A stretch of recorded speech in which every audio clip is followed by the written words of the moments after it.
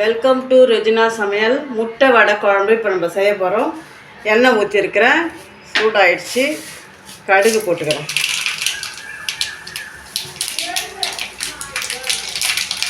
வெங்காயம், கருவேப்பிலை, தக்காளி இதெல்லாம் ஒரு வதக்கிக்கிறேன்.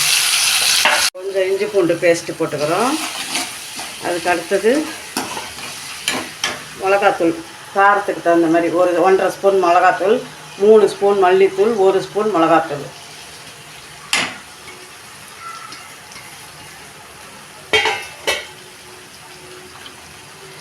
இதை வதக்கிட்டு புளி ஊற்றிக்கலாம். கொஞ்சமாக புளி ஊற்றிக்கணும். தண்ணியாக இருக்கணும் குழம்பு. இப்போ தான் நம்ம வடை போட்டால் அது கெட்டி ஆகிடும்.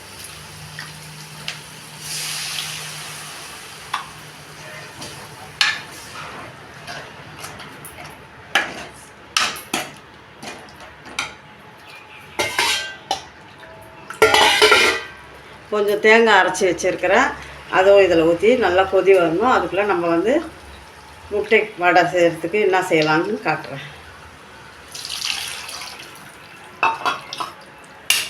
உப்பு போட்டுக்கலாம்.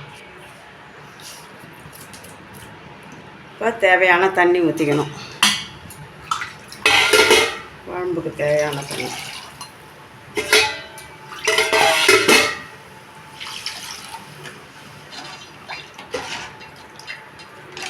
தேங்காயும் ஊற்றிக்கலாம்.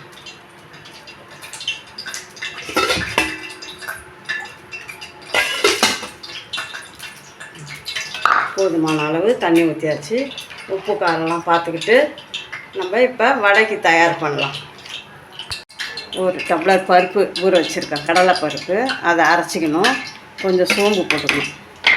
இதை அரைச்சிட்டு காட்டுறேன்.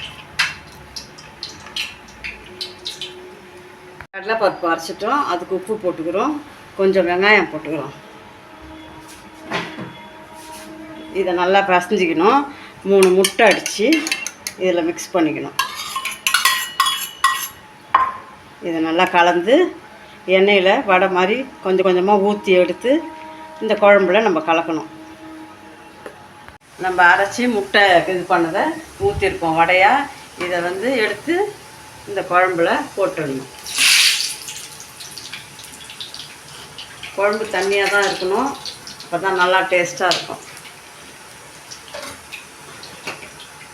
குழம்பு தயாராகிடுச்சு. இப்படி தான் செய்யணும். இதே அளவில் செய்யுங்க, நல்லாயிருக்கும். இதை வெறும் தண்ணியாக இருக்குதேன்னு பார்க்காதீங்க, டேஸ்ட்டாக இருக்கும்.